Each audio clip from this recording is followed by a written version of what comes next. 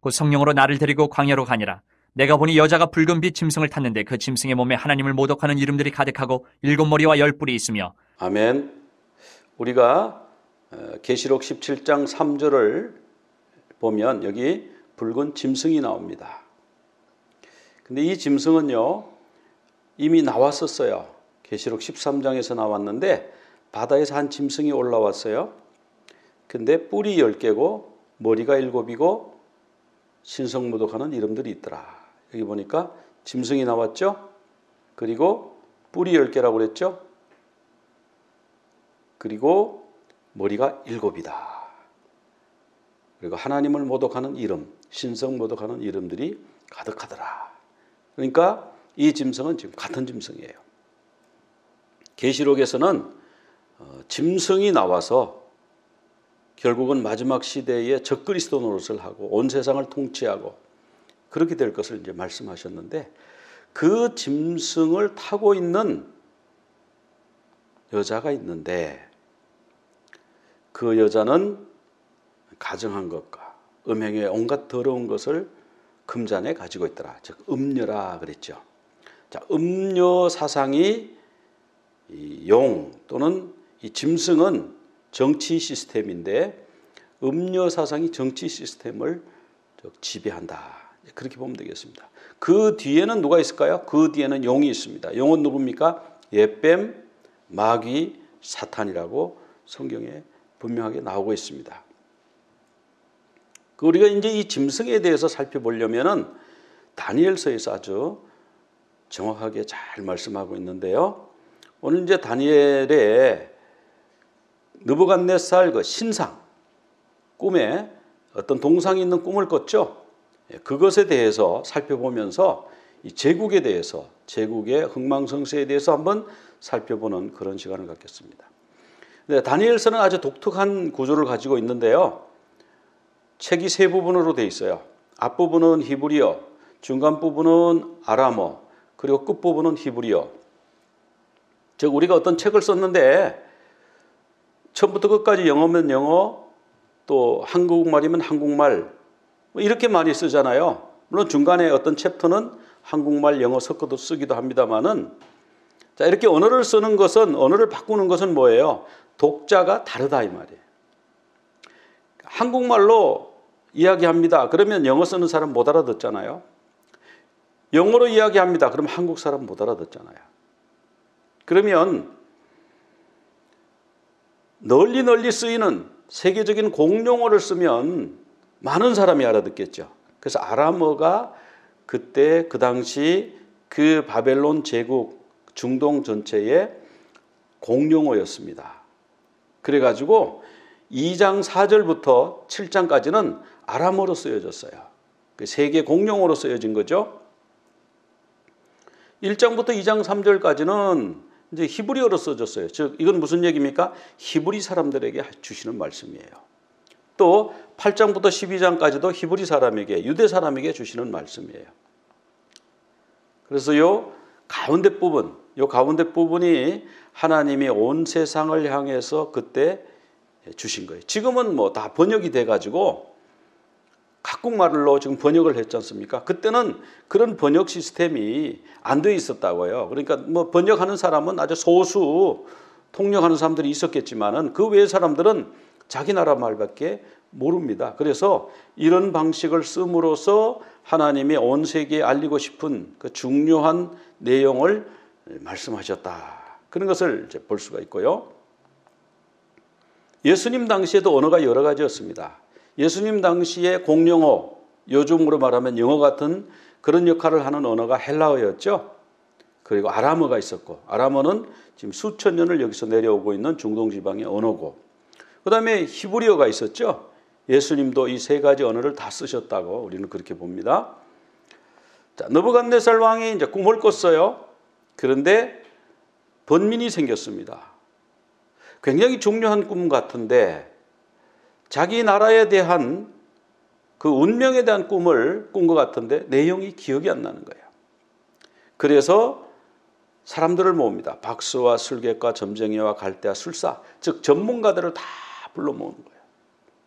영적인 전문가, 과학자, 문화학자, 인류학자, 꿈이니까 또 점쟁이, 이런 사람들을 다 불러 모아가지고 내 꿈을 알아내가지고, 나는 기억을 못하니까 어떤 꿈을 꿨는지 알려주고 그 꿈에 대한 해석을 해달라. 내 마음에 번민이 많다. 굉장히 중요한 꿈인 것 같다. 그래서 2장 3절까지는 히브리어로 기록되어 있어요. 근데 갑자기 2장 4절이 딱 되면서 아람말로 기록이 됩니다. 그 갈대아 술사들, 즉 전문가들이, 자문위원들이 왕에게 말하기를 꿈을 알려주시면 우리가 해석을 하겠습니다. 근데 왕이요, 화가 난 거예요. 아니 그러면 꿈을 알려주면 해석하는 거는 자기들끼리 이렇게도 해석하고 저렇게도 해석하고 그 누구나 해석하는 거 아니냐. 자기들끼리 이게 맞다. 그래가지고 나한테 보고하고 지금까지 그랬다는 건가? 아무 신통력도 없이 전문가 노릇을 했다는 건가? 내 꿈도 하나 어떤 꿈을 꿨는지도 알지를 못한다는 건가? 그래서 화가 나서 내 꿈을 알아내지도 못하고 해석하지도 못하면 너희 몸을 쪼갤 것이다. 그러나 내 꿈을 알려주고 해석을 보여주면 내가 너희에게 어마어마한 상급과 영광을 줄 것이다. 그런데 이들은 한결같이 왕이시여, 꿈을 말씀해 주셔야 우리가 해석을 하지요. 꿈을 말씀해 주세요. 그랬더니 왕이요, 진노하고 통분이 여긴 거예요. 아니 지금까지 내가 너희들에게 월급 주고 너희들을 가르쳐주고 먹어주고 입혀주고 그렇게 했는데 이제 보니까 내가 속은 건가? 그 전문가의 행세를 했지만 아무것도 없이 빈 깡통인가? 어떻게 꿈도 못 알아내고, 그럼 내가 무슨 꿈이라 그러면 자기들끼리 딴방에 가가지고 이런 꿈이라고 이렇게 해석하자, 그렇게 회의를 해가지고 왔다는 말인가 지금까지? 그래서 화가 어마어마하게 나가지고요, 바벨론에 있는 모든 지혜자 전문가들 싹 다 죽이라. 다 필요 없다. 이렇게 했다는 거예요. 근데 이 바벨론의 지혜자 중에는 지금 다니엘도 포함되어 있는 거예요. 다니엘도 죽을 상황에 처한 겁니다. 다니엘은 지금 공부를 하고 있죠. 아직 왕에게 등용되지 못하고 지금 공부하고 있습니다. 그런데 지금 막 찾으러 다니는 거예요, 지금. 그래서 그걸 보고 물었습니다. 무슨 일입니까? 그랬더니 이런 사정이다. 그래서 근위대장 아리옥에게 다니엘이 말합니다. 제가 왕에게 들어가서 말씀할 시간을 주십시오. 그래서 다니엘이 왕에게 가서 왕이시여 시간을 좀 주십시오. 그러면 제가 그 꿈과 해석을 알려드리겠습니다. 그래서 다니엘이 집으로 돌아왔어요. 그래서 이제 이 다니엘이 친구를 불러서 이 세 친구 있죠? 불러서 그 일을 알려줬습니다. 즉 기도 제목을 나눠줬어요. 다니엘이 시간을 달라고 그런 건 무슨 시간을 달라고 그러는 거예요? 기도할 시간을 달라는 기도할 시간. 이건 아무리 연구해도 알아낼 수가 없으니까 하나님께 기도해서 알아내야겠으니 기도할 시간을 주십시오. 그래서 혼자 기도하지 아니하고요. 그 세 친구를 불러서 그 친구에게 기도 제목을 나눠준 겁니다. 자, 이거 우리가 못 풀면 죽는다. 하나님께 기도해보자. 그럼 하나님이 이거 주실 수 있다. 알려주신다. 그래서 막 기도했더니 밤에요. 환상이 쫙 나타나는데 다니엘에게 선명하게 왕이 꾸었던 꿈을 보여주신 거예요. 환상으로. 그리고 해석도 알려주신 거예요. 그래서 다니엘이 하나님을 찬송했더라. 다니엘이 왕 앞에 갔습니다. 왕이시여, 왕이 큰 신상을 보았습니다. 신상이 그게 얼마나 큰지, 또 그리고 얼마나 빛이 나는지, 그리고 얼마나 그것이 경이로운지 두려울 정도입니다. 머리는 순금이고 가슴과 두 팔은 은이고 배와 넓적다리는 노시고 종아리는 쇠고 발은, 그리고 그 발가락은 새와 진흙이 섞여 있었습니다.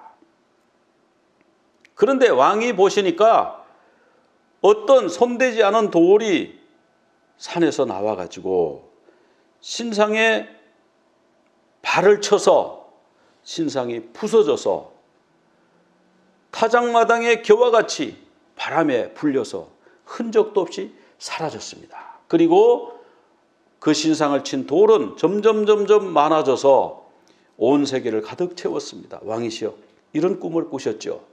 왕이 깜짝 놀란 거예요. 이제 보니까 맞다. 그런 꿈을 꿨다. 내가 그런 꿈을 꿨다. 왕이 나중에 놀라가지고요, 다니엘에게요 엎드렸어요. 여러분, 그 제국의 황제가 이 젊은 청년한테 엎드린다는 게 이게 가능한 일입니까? 그 왕이요 너무 감동을 받은 거예요.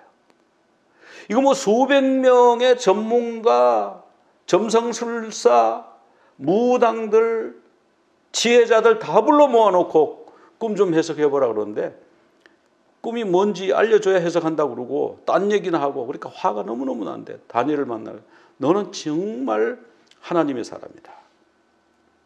다니엘이 또 하나님이 알려주십니다. 이건 사람이 모릅니다 그랬잖아요. 그러니까 다니엘이 하나님의 사람이라고 해서 그에게 경의를 표합니다. 자, 그가 꾼 꿈이 이런 꿈이었죠. 금머리, 은, 팔, 가슴, 노수로 된 배와 넓적다리, 쇠로 된 두 다리, 진흙과 쇠가 섞인 발과 발가락. 그런데 돌이 날라와서 그것을 다 쳐서 없애고 돌이 가득하게 되더라.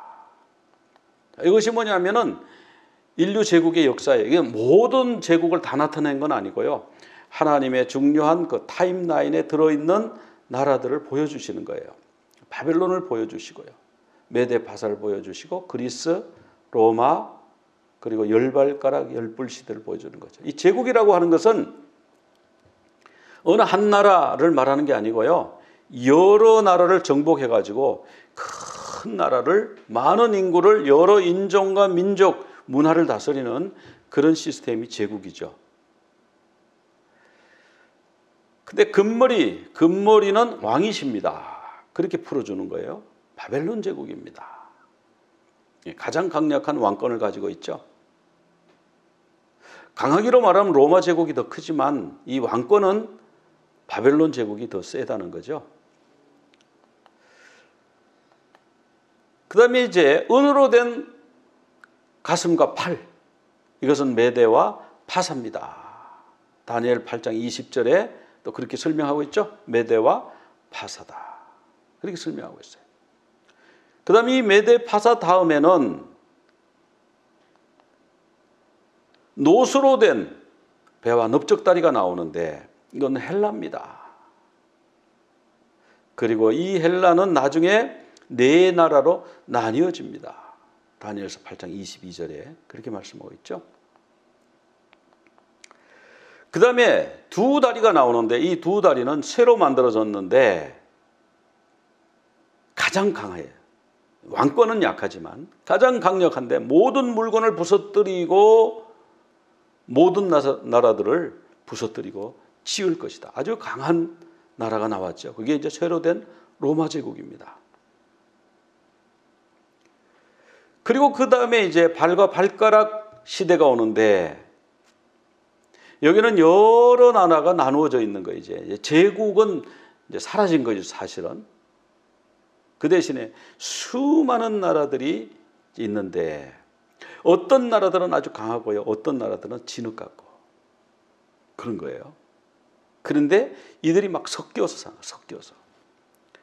다른 민족과 서로 섞이는데 희한하게 합쳐지지는 않는 거예요. 여러분 그런 것을 지금 유럽에서 보고 있죠. 시리아에 내전이 생겨가지고 막 자기들끼리 막 이렇게 할 때 난민이 어마어마하게 생겼잖아요.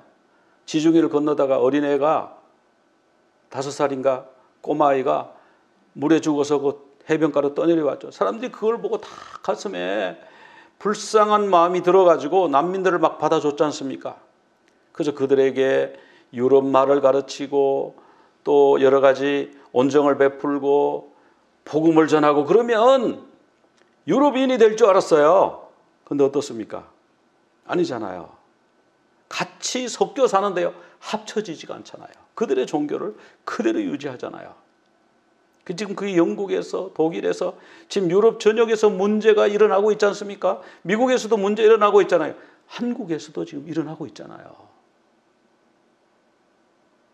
저는 이것이 이 현상하고 관련이 있다, 그런 생각을 합니다. 다른 민족과 합친다는 거는요, 제라에나시라고 그래가지고 The seed of man이에요. 사람의 씨가. 그러니까 서로 결혼하고 이렇게 할지라도 합하지 않는 거예요. 이상하죠? 가정을 이루었는데도 왜 합하지 않을까요? 종교가 다른 거죠. 종교가 다르면 이렇게 될 거 아닙니까? 그런 시절을 지나간다. 그래서 이게 이제 제국의 계보를 설명하고 있는데 저는 여기서 한 2개 정도를 더 추가하고 싶어요. 한 2개, 3개 정도를. 첫째 이제 바벨. 이 바벨은 니므롯이라고 하는 사람이 신할 땅에다 세웠지 않습니까? 그래서 바벨 탑을 세우고 했는데 이 바벨이 바벨론의 전신입니다. 그러니까 이 나라 자체는 제국으로 인정받지 못하지만 제국의 모체니까, 시작이니까 제국의 계보에 넣어야 될 것 같고요, 조상으로. 그다음에 애굽도 이거 제국이라고 그러는 사람도 있고 제국이 아니라 그러는 사람도 있어요. 그래서 애굽도 제국의 성격을 좀 가지고 있습니다. 그다음에 아스르가 제국이었죠, 아스르. 그다음에 바벨론, 메데 바사, 헬라, 로마, 이런 제국의 계보가 이렇게 흘러옵니다. 그 중에서 이제 하나님이 바벨론부터 보여주신 거예요. 그 다음에 이제 열발가락 시대가 되는 거예요. 그래서 다니엘서 2장 44절에 보면 열의 왕들의 시대에, 열발가락 시대에 하늘의 하나님이 한 나라를 세우는 거예요. 그러니까 마지막에는 제국보다는 막 여러 나라가 생긴다, 그런 뜻이죠. 그래서 영원히 망하지 않는 나라를 세우시는데 모든 나라가 다 멸망당하고 하나님의 나라만 영원히 설 것이다. 이것이 이제 다니엘서가 가지고 있는 종말론이죠. 계시록에도 결국 이게 나오죠. 근데 왜 하나님은 다른 나라들을 멸망시킵니까? 그 나라들이 짐승의 역할을 한 거죠. 그 제국들이 짐승으로 나중에 나와요. 7장에 가면. 그 짐승이 하나님을 대적하고 신성모독하더라. 하나님의 이름을 모독하고 하나님을 믿는 백성들을 박해하고 죽이고, 그러니까 하나님이 그 백성들의 피와 원한을 신원하시고 나중에 하나님 나라를 세우시는 거죠. 그래서 그리스도의 왕국 세운다. 그런데 손을 대지 아니한 돌이 산에서 나왔더라. 산에서 나와서 새와 녹과 진흙과 은과 금, 그러니까 여기 보니까 그냥 다 부서뜨린 거예요. 그죠? 뭐 금머리는 괜찮습니다, 그런 말이 아니에요. 새와 녹과 진흙과 은과 금을 그냥 몽땅 다 부서뜨려 가지고 그냥 가루로 만들어 가지고, 여기 타작마당에 결합을 했는데 쉽게 말하면 가루가 된 거예요. 가루로 분쇄해 가지고 바람에 훅 날아가서 어디로 간지 흔적도 없어졌습니다. 그러면서 뭐라고 했냐면 하나님이 장래일을 왕께 알게 하신 것입니다. 하나님이 장래일을 보여주셨습니다. 그리고 이 꿈은 참되고 이 해석은 확실합니다. 그냥 추측으로 그런 꿈 꾸셨죠? 이렇게 묻지를 않아요. 왕은 이런 꿈을 꿨습니다. 그리고 이 해석은 확실합니다.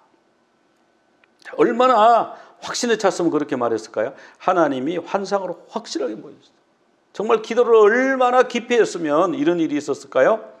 그런데 여기 손대지 않는 돌이 산에서 나왔다. 나왔다고 하는 것은 디바이드 됐다는 말인데, 산에서 이렇게 나왔어요. 누가 손으로 날른 게 아니고 스스로 나왔어요. 그러면 그 산이 어떤 산이고 언제 그런 일이 있을 것인가? 이사야 2장에 보면 나옵니다. 이사야 2장에 보면은 유다와 예루살렘에 관한 말씀이라고 그랬어요. 말일에, 때는 말일입니다. 아까 장래일을 그랬잖아요. 이 말일이라고 하는 거는요, 그냥 나중에 10년 뒤, 20년 뒤, 30년 뒤, 100년 뒤 그걸 말하는 게 아니에요. 이 말일이라고 하는 건 뭐냐면 메시아의 때에, 하나님의 왕국이 세워지는 그때에, 종말의 때를 말하는 겁니다. 말일이 아릿 하야밈이에요.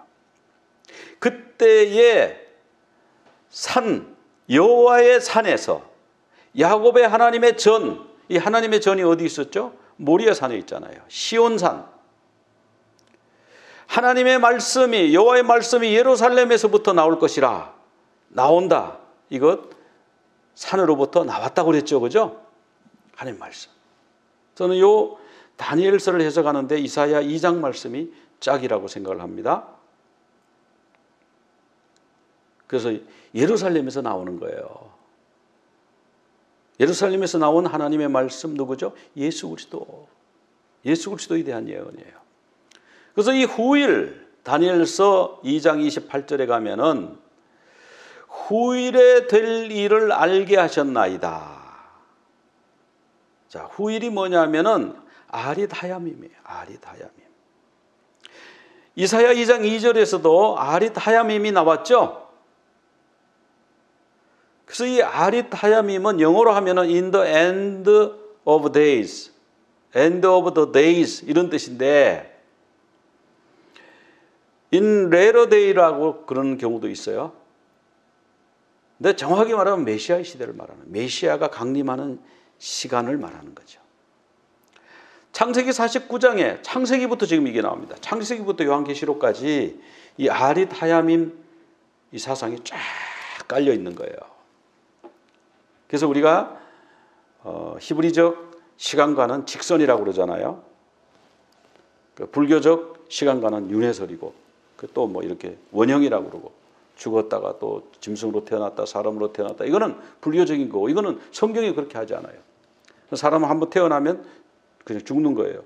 이 역사가, 인류가 창조되었어, 시작이 됐으면 이제 마지막 때가 오는데, 하나님이 심판하시고 하나님의 나라를 세울 때가 오는데, 그 종말의 때, 후일, 말일, 세상 끝, 그때가 아릿 하야밈이라는 거죠. 날들의 끝.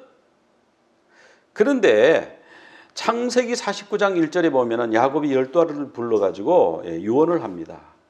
그런데 유언을 할 때 이런 단어를 써요. 너희가 후일에 당할 일을 내가 너희에게 이르리라. 후일, 이 후일이 아릿 하야밈인데, 자, 이 후일은 뭐 너희들이 내가 죽은 다음에 있을 일을 알려주겠다, 이렇게 보통 우리가 해석을 하는데, 신학자들 중에서는요, 그런 뜻이 아니라고 해석하는 거예요. 이것은 뭐냐? 메시아의 시대를 가리키는 말이다. 실제로 그 말이요, 맞는 것이 창세기 49장 10절에 보면은 유다에 대해서 유언할 때는 어떻게 합니까? 자, 유다가 사자다. 동물 중에 사자다. 그런 예언도 하고요. 그래서 우리가 유다 지파의 사자 예수 그리스도 그렇게 말하잖아요. 또 규가 유다를 떠나지 아니하며 통치자의 지팡이가 떠나지 아니하기를 언제까지? 실로가 오시기까지. 이 실로는 누구죠? 실로는 메시아입니다. 예수 그리스도. 예수 그리스도가 강림하실 때까지 이르리니 모든 백성이 그에게 복종하리로다. 자, 지금 뭡니까? 지금 이 일이 아직 안 일어났죠. 그죠? 아직 모든 백성이 아직 지금 복종하지 않고 있어요. 그러면 마지막 때에 모든 백성이 주님에게 복종하는 그 시대가 온다는 거죠. 그것이 언제냐? 아릿 하야밈이라는 거예요. 미가서 4장 1절에 보면 그것이 끝날이라는 거예요. 아릿 하야밈. 여기도 나오잖아요. 다니엘서 8장에서 정한 때 끝에 관한 것이라 정한 때 끝이 바로 그걸 얘기하는 거예요. 이 아릿 하야밈은요, 여러 단어로 여러 말로 번역이 되고 표현이 됐어요. 근데 하나로 그냥 딱 줄이면 아릿 하야밈으로 하면 기억하기가 좋습니다. 혼동이 안 됩니다. 하나님이 천지를 창조하시고 에덴 동산을 창조하셨죠. 그러면 이제 이 창조가 있으면은 이제 마지막 종말이 있는데 아릿 하야밈이 언제냐 하는 거예요. 언제냐. 지금 그것이 메시아가 올 때라고 조금 전에 설명을 드렸잖아요. 그럼 유대인들은 아직 메시아가 오지 않았다고 생각하는 거예요. 그 메시아가 오면 그때의 종말이 시작이 된다고 생각하는 거예요. 그리고 천년왕국이 시작된다고 생각하는 거예요. 근데 우리는요, 오신 메시아를 믿어요. 예수님이 오셨어요. 올람하째. 지금 이 현생에서, 이 세상에서 예수님이 오셔서 십자가에 돌아가셨죠. 그리고 세상이 끝난 게 아니고 뭐예요? 다시 우리 주님이 부활하셔서 승천하시면서 내가 다시 와서 그때에 심판하겠다. 그러신 거예요. 그래서 주님이 재림 한 번 더 오시잖아요. 그때 아릿 하야밈이 일어나는 거죠. 그때가 바로 아릿 하야밈이죠. 말일이죠. 후일이죠. 세상 끝이죠. 그래서 이제 그럼 천년왕국은 언제 생기느냐? 천년왕국은 자, 예수님 돌아가시고 나서 지금이 벌써 천년왕국이다. 이렇게 믿는 이론이 있고요. 이건 무천년설이라고 그래요. 그리고 예수님이 재림하시고 나서 천년왕국이 시작된다. 이제 전천년설이죠. 이것은 계시록 20장 할 때 또 한번 살펴보도록 하고요. 그래서 천년왕국, 그 다음에는 올람하바, 영원한 나라, 내세가 있는 거예요. 커밍 월드. 그래서 유대인들은 올람하째, 지금은 이방인들의 시대지만 나중에는 유대인의 통치 시대가 온다. 올람하바가 온다. 우리는 그게 아니죠. 우리는 예수님이 이미 오셨고 다시 재림하실 때에 우리는 이 세상이 끝나고 천년왕국이 이루어지고 영원한 세계가 온다. 그렇게 믿지 않습니까? 유대인들은 야곱의 환란의 때를 믿는 거예요. 그 환란은 어마어마하게 크다. 그 환란에서 하나님이 유대인들을 건져주신다. 자, 디모데후서 3장 1절에 보면 너는 이것을 알라. 말세에 고통하는 때가 이르러. 이 말세라는 말이 나왔어요. 근데 이 말세라고 하는 말도요, 결국은 같은 말입니다. 에스카타이스 헤메라이스인데, 헤메라이스는 days, 에스카타이스는 뭐냐 하면 end란 뜻이에요. the last days란 뜻이에요. 그러니까 아하릿이 the last, end란 뜻이에요. end time, last days. 그러니까 에스카타이스 헤메라이스나 아하릿 하야밈이나 히브리어, 헬라어 그 언어만 다르지 같은 말을 쓰고 있는 거예요. 그래서 이 종말에 관한 아하릿 하야밈, 에스카타이스 헤메라이스는 창세기부터 요한계시록까지 계속됩니다. 그런데 제자들이 주님이 감람산에 계실 때에 제자들이 와서 주님에게 물었습니다. 세상 끝에, 이것이 바로 지금 우리가 말하는 아하릿 하야밈이고 에스카타이스 헤메라이스죠.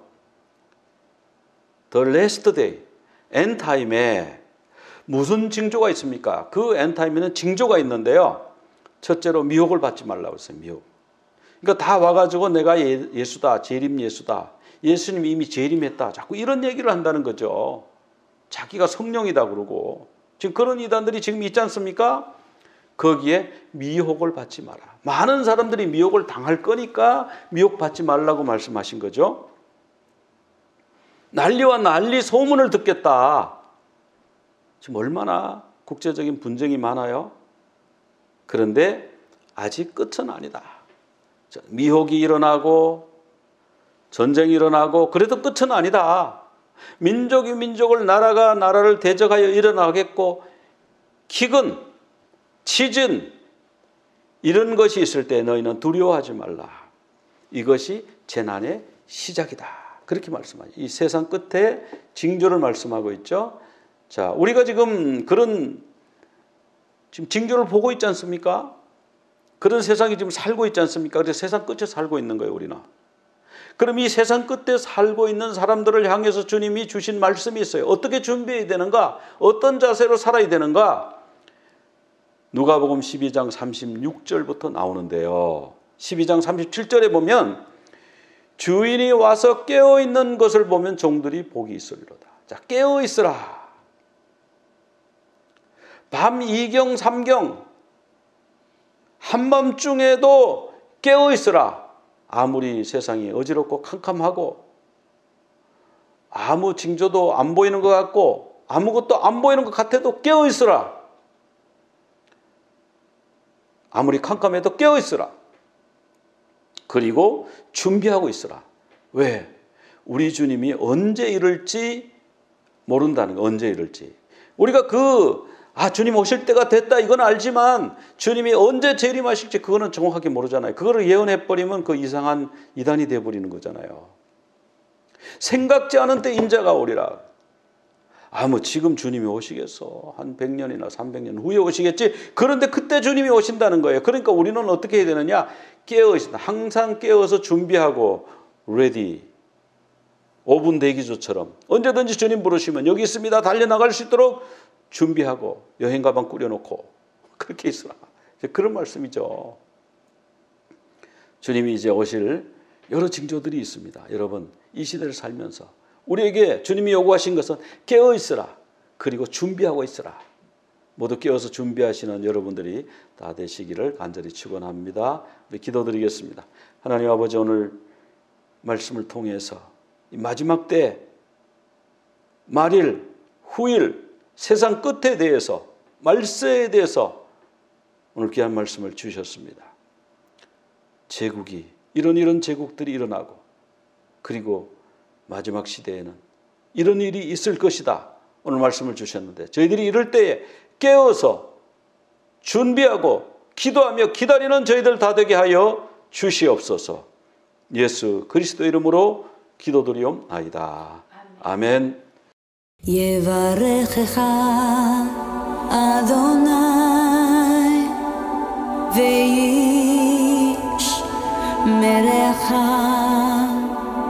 יאה אדוני פניו אליך והוניקה יישא אדוני פניו אליך ויעשה לך שלום ויעשה לך שלום